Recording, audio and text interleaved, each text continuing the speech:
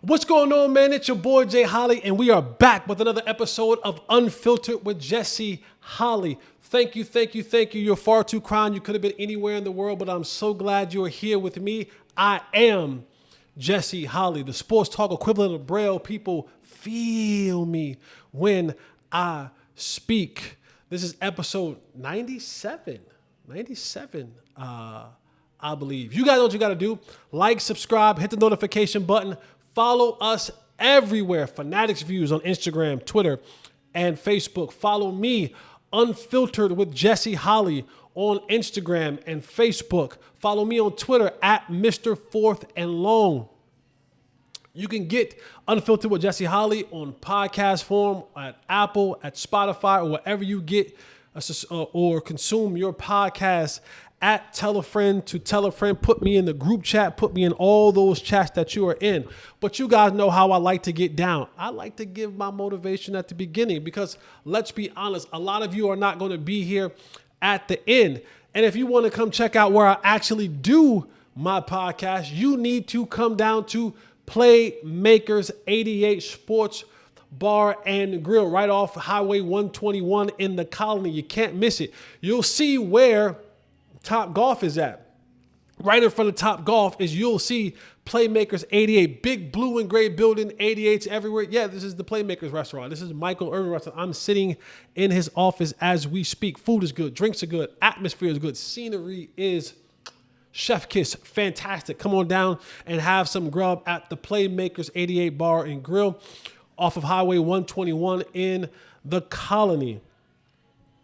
All right, man, let's jump right into this thing. Here is the word. It says, there is a king and a fool in every person. Whichever one you speak to is the one who will emerge. Inside of us, there is a king or queen and a fool. And whichever one you speak to, feed, birth, grow, anoint, nourish, whatever one of us is in you, if that's a king or a queen or it's the fool, whichever one you speak to is who will emerge. So you have to know everything there is to know about you, how to speak to you, how to curate you, because that fool will come out. And that fool sometimes costs us more than we're willing to pay. Allow the king or the queen in you to be the dominant figure that leads your life and emerges that everyone can see. All right, man, let's get into this thing. I love off season. Like I love the season, right? Everyone loves the season, the games, the lead ups, the stories, the build up. But the off season can be insane. We talked about this during the combine. Jerry normally has a sit down. And Jerry is one of very few owners in all of sports who loves the fanfare, who loves to be surrounded by those. And he wants you to sit at his feet and he wants you to eat the words from his hands. And so Jerry has this annual bus meeting that he has every year at the combine. He comes in town and he pulls the bus up, and when they get done with their meetings, Jerry allows all of the media members, all that can fit, to come on the bus, and then he just holds court for an hour, hour and a half, 2 hours, whatever the time frame may be. It varies year in and year out. But media members are allowed to come in there, ask questions, mingle around on his nice bus.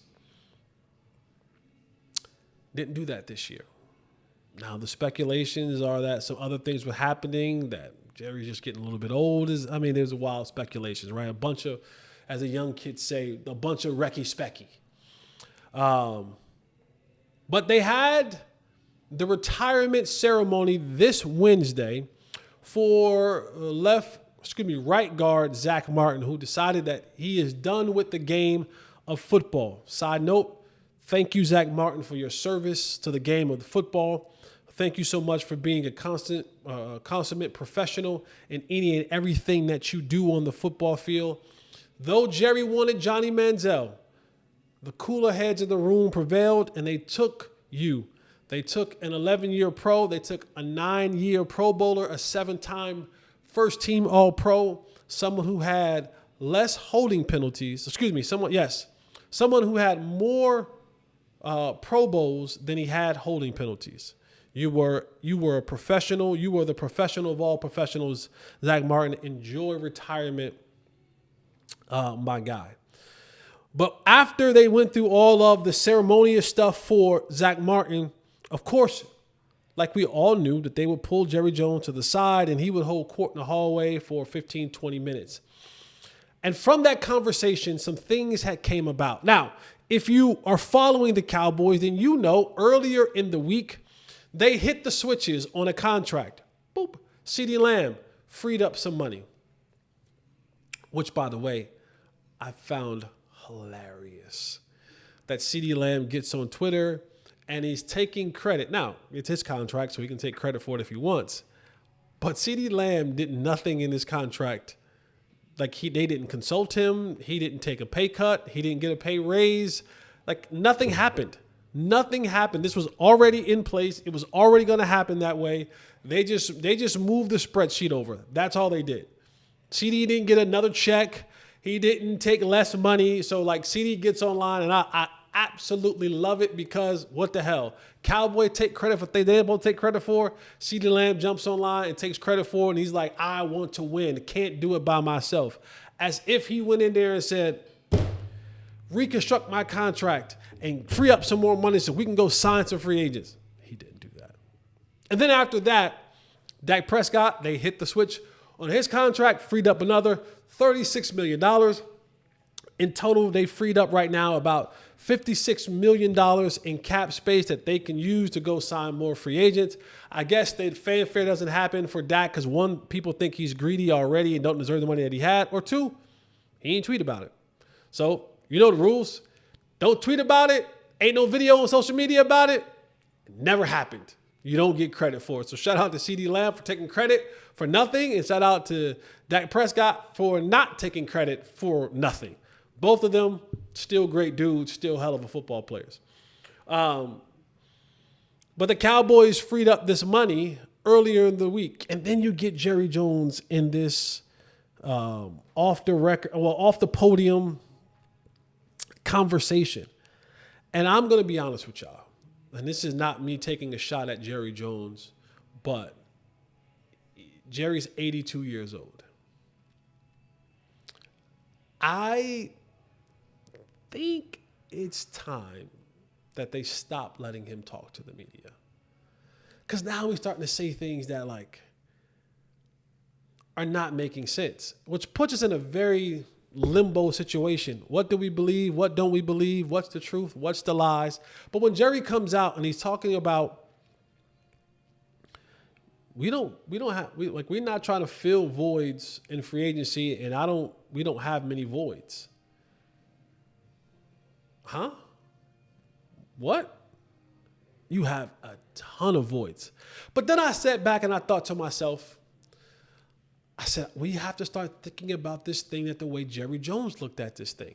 Because I, who can sit here as an analyst, content creator, whatever you want to call me, you sit there as a fan, if some of you may be content creators or what have you, and we all listen to Jerry. We consume the things that he tells us, and then now it's up to us to try to figure out and decipher what is true, what is false, what is BS, what is Bible. And we got to try to sift through all the nonsense. But I often try to think like Jerry thinks. I try to put on my GM, my president's hat, my owner's hat. I try to put the hat on and I try to think, okay, I know I see needs. And many of you are probably saying, I see needs. I see voids. But Jerry, could it possibly be that he doesn't see voids?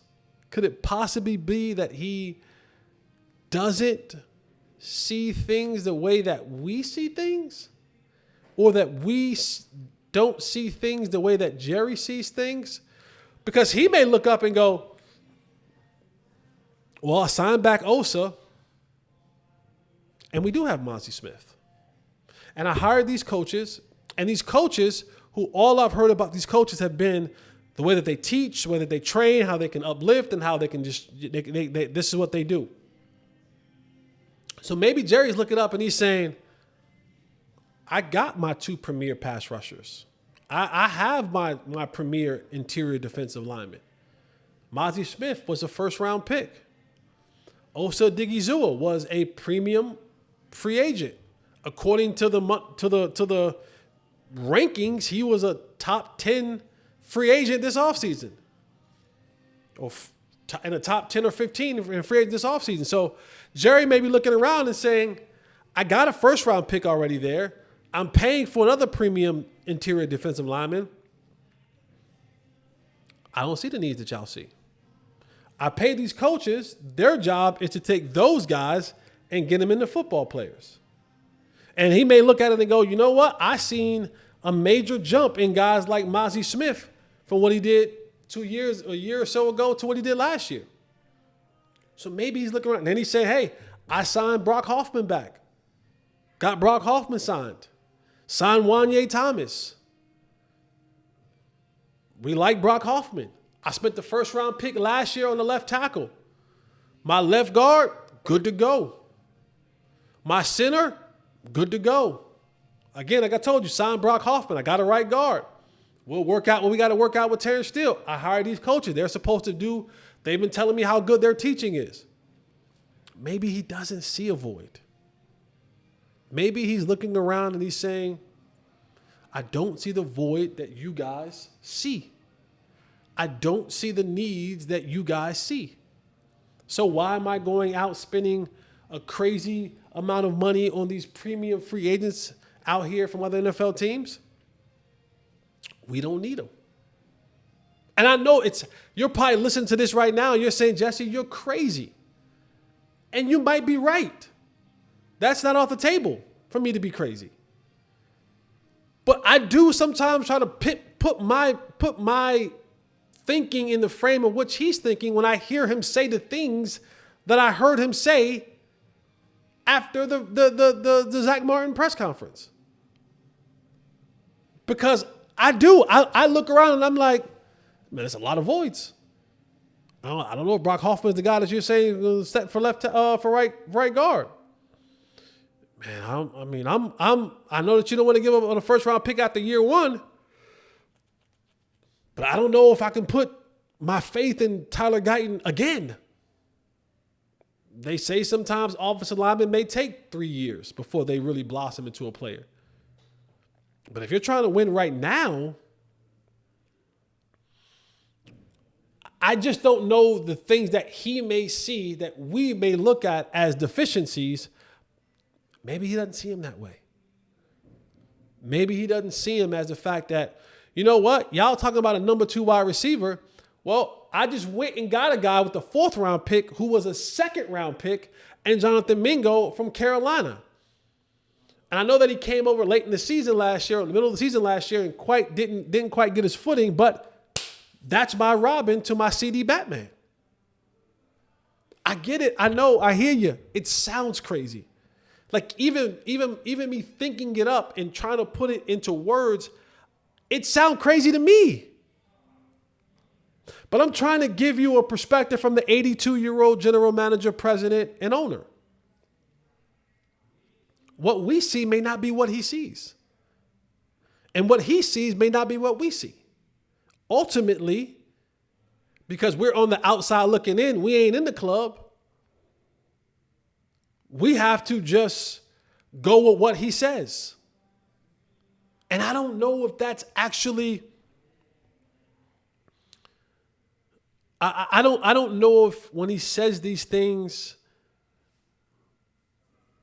for clickbait, for engagement, because then we get to the season later on in the season and then he'll go, well, selectively aggressive. I selectively aggressively paid the guys that we were supposed to pay.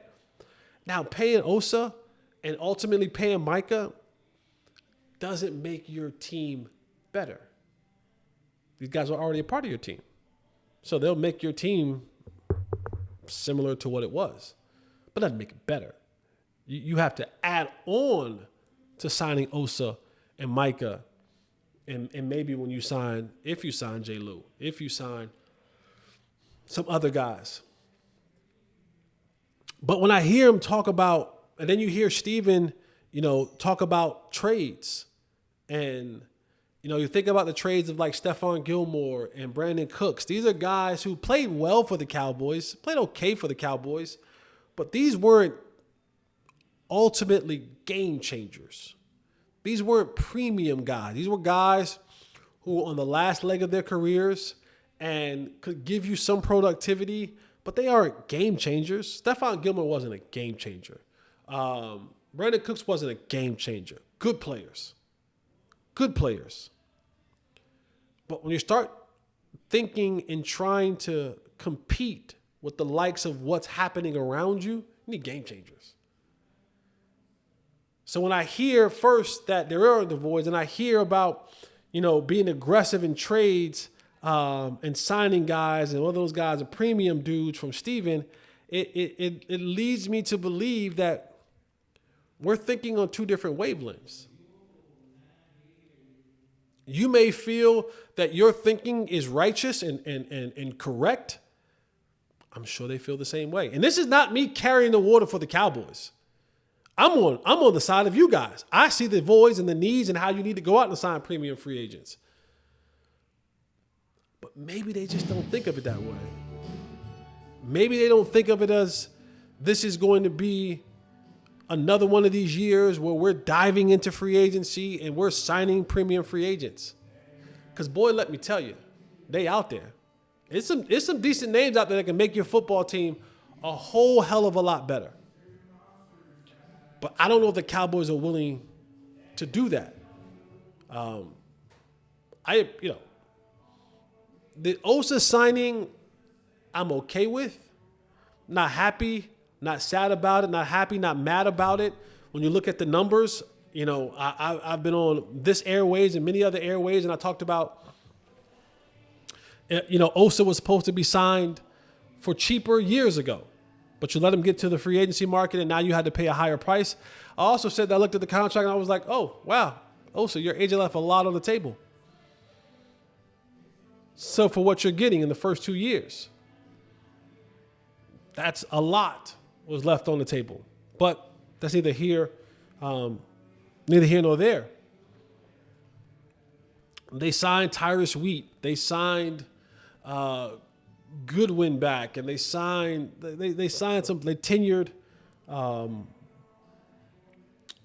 the returner. Oh, shoot. What's the returner's name? I'm drawing a blank now. Cavante Turpin, excuse me. So they've signed some of the backups and role players back, and those are important. Those are important because you need different depth pieces.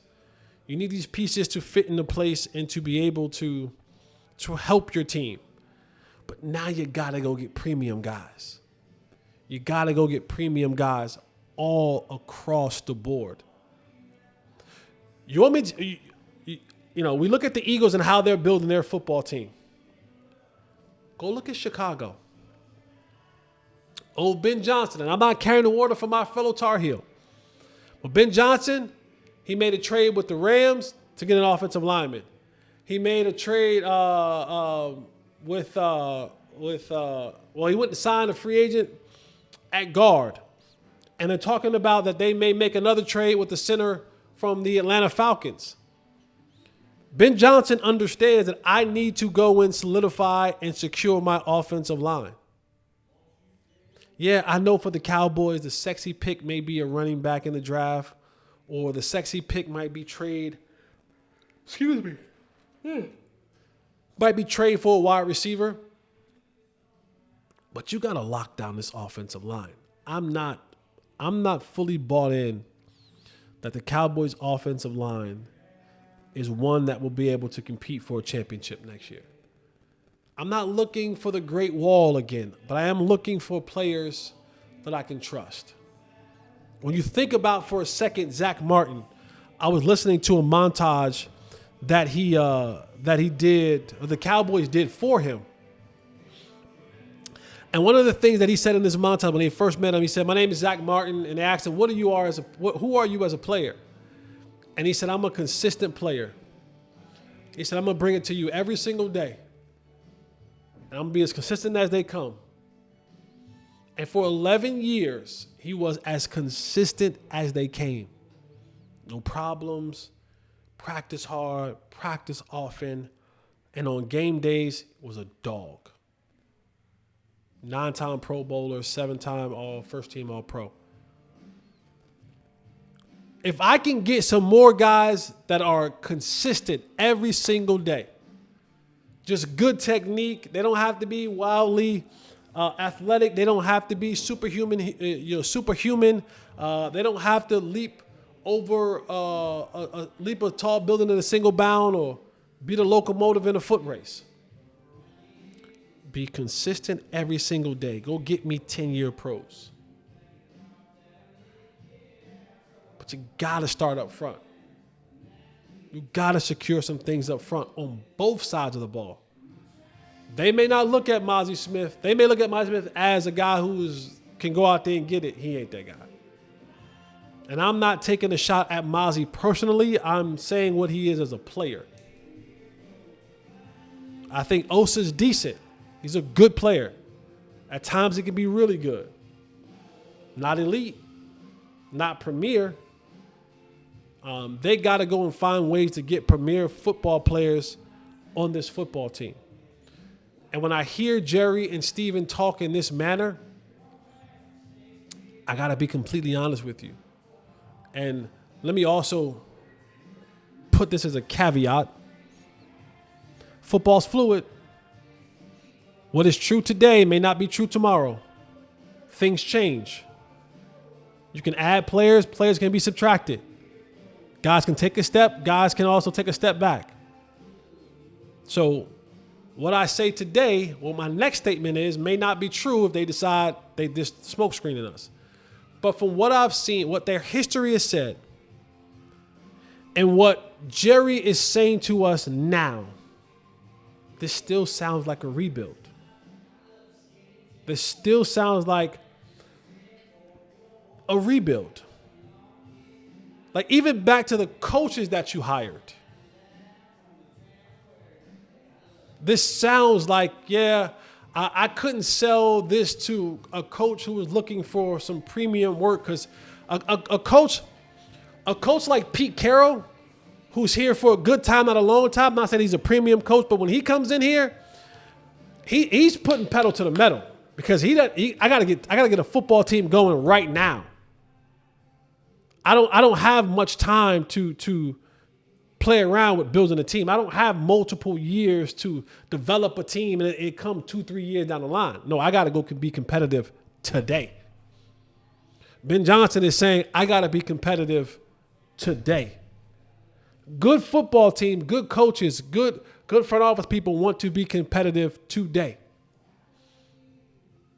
But the way that this is kind of lining up for the Cowboys, this is just Jesse Holley's personal opinion. I may not be right. I'm right a lot that y'all don't give me credit for, but that's okay. It's okay. God knows. And y'all know quietly. But it still feels like we're another year, maybe 2 away. That they're looking at this thing as this quiet, competitive rebuild. Let's sign the guys that we got to sign, but we're going to rebuild this thing. And in another year, because that's going to show a lot. If you take this money that you've freed up and you carry that money over to next year, that's going to say a lot to me. That's going to say a lot to me that this year is definitely a rebuild. I know that it may sound crazy, but sometimes with Jerry and Steven, you got to read between the lines. You got to read the tea leaves. And the players, like them signing Osa doesn't move the needle. This is on brand to what they do. If they draft you, if they develop you, they try to pay you. They try to make you they try to make you a part of their future plans because that's how they run their business. They're not a heavy trade team. They're not a heavy trade free agent team. They're not a heavy bring other outside guys in. They'll do it. That's the name of that's a part of the business. But they're not about that life. They're about drafting guys, developing guys, and then paying those guys. So paying Osa, paying Micah, those aren't, to me, moves that really move me because it's a part of their plan. It's always been a part of their plan. And so we'll see what that looks like as we continue on to this free agent. But there are a bunch of names that are available. If you're keeping track of some of the names that are available, like even for like wide receiver, you think about Devontae Adams now available. You think about Tyler Lockett, who has some history with Brian Schottenheimer with his time in Seattle. Christian Kirk, who was in Arizona, then went and signed a deal in Jacksonville, is available.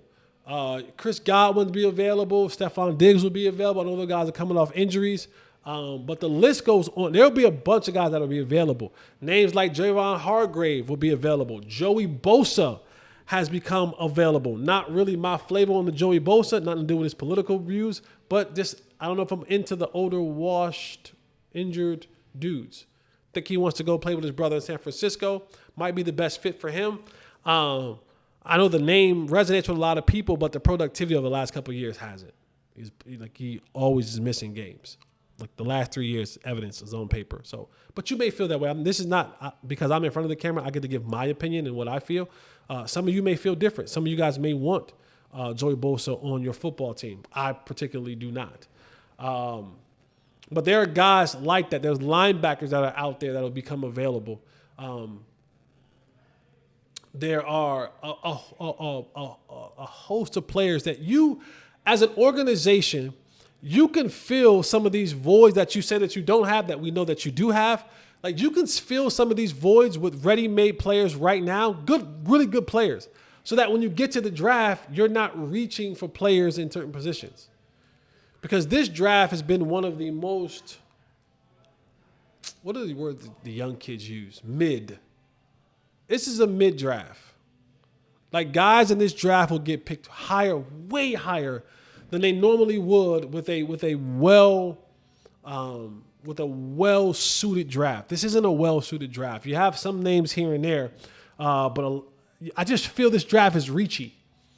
This draft is a lot of guys who you're looking at and you're just going, it made some good plays, has some good tape, but also has some bad tape, might have some character issues. Like, there's nothing that really, there's a few guys who really stand out and that are really like out of this world players.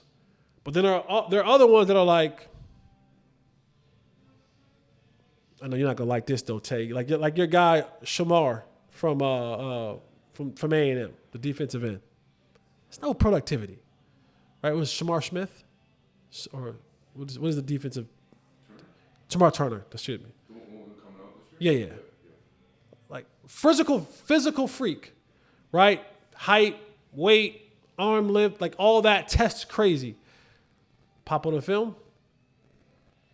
The freakish numbers don't match the productivity on the field. But because he's 6'5" and he can run fast and he has long arms and he can do all the other things, they'll go, oh, he'll translate. So someone will draft him. But they'll look up a couple years and go, well, he's not productive enough. Well, he wasn't productive in college. But because he had the traits that you live by, you'll draft him. So there are a lot of those in this draft this year, and they'll be taken in the top 20, 25 draft picks because that's just what the draft that we're in. And with the Cowboys being at number 12, they have to make sure that they're picking players that, I don't like using the word safe. I'm going to call, they need to pick Zach Martin level players, consistent players. They need to have ready-made starters today that are going to be consistent for 10 years. And those first 3 rounds. At least for 7 years. You need guys that are going to be consistent. If they make a Pro Bowl or 2, great. But they are just, because you can't afford another bad draft. You've already had 2. Another bad draft sets you back so far. Another bad draft where you miss on first, second, and third round picks, where they can't come in and help you, or you're forcing them on the field, and when they get on the field, they can't help you. Can't afford that. Another draft like that will set this franchise back so far. So as you're building your draft boards, as you're doing your mock drafts, make sure you're getting ready-made players. Because I don't care what the Joneses say, they got voids. They got problems. And they have a lot of them. And they got 10 draft picks. 4 of those 10 draft picks are comp picks. They got 3 5s and 1 6. So if I'm you, I'm not banking on any one of those 3 5s and 1 6s to come in here and be ready right now starters. They'll play special teams, they'll contribute, but the percentage, it's like to go in the first round is already 50-50. Second round, 60-40. Third round, 70-30. And so on and so on. And so as you get into those later rounds, the likelihood of those positions hitting becomes slimmer and slimmer and slimmer and slimmer. And the Cowboys don't have room for slim. They need hits. They need consistent players ready to go today. We'll see what that means for the Cowboys. If we're not looking, see, we had the slogan last year, all in, right? And we dragged that. You got some news? No, I just want to clarify. There's 2 Shamars on the A&M. So Stewart is the one. Stewart, who I'm talking about. Is the one who's going in the first round. Yeah, Stewart. Sorry, Stewart. Yes. You got 2 Shamars? Yeah. How the hell y'all get 2 Shamars? I didn't even know there was 2 Shamars on this earth. And you got Shamar Turner and Shamar Smith. He's inside. He's more inside. Yeah. Yes, I was meaning Shamar Smith. Stewart. It's way too many Shamars. I don't even know they had 2 Shamars. Shamar Stewart. So sorry, Shamar Turner. I wasn't talking about you. Yeah. Who doesn't have much production but has the freakish numbers. What was I saying? I've totally forgot. Just drew a blank right there. The draft, yes. The Cowboys can't afford to have another bad draft. That sets this team back so far. You got to have dudes hitting this draft. So, safe, consistent is where they need to be looking in this draft. Whatever that is for you, that needs to be for the Cowboys. All right, man, that's all I got for you guys today. We didn't have a very long show. We wanted to get this out to you. But we'll get more content as this stuff will continue to happen in the off season. We'll bring more to you. We'll drag more things out of the Cowboys organization. We'll give those things to you. But remember to like, subscribe, hit the notification button. Tell a friend to tell a friend. Unfiltered with Jesse Holley on Instagram, on Facebook, on Spotify, on Apple, everywhere that you're going to get your football and sports content. I need to be in that algorithm. I need to be in that mix. And you need to have this information so that when you go to work or you're at the cookout or you're at the bar, that you can have concise, correct, thoughtful, insightful, well-researched information that you can share with your friends. And you ain't got to tell them you got it from Jesse. You can make it as your own. Cool with me, as long as you don't come on Twitter. Remember, if you don't bring it on social media, then I don't have to see it. But if you just tell them that, yeah, I was thinking this, it could be totally mine, but you can have it. It's all yours. You watched, you deserve to take it and go run with it, man. All right, man, that's it for me. Remember, there is a king or a queen and a fool in all of us. Whichever one that you speak to is the one that be emerging. I'd rather see more crowns than red noses. Don't be a fool. Don't be a clown. Be a king or queen, man. All right, that's it for your boy, Jay Holley. See you guys next time. I'm out.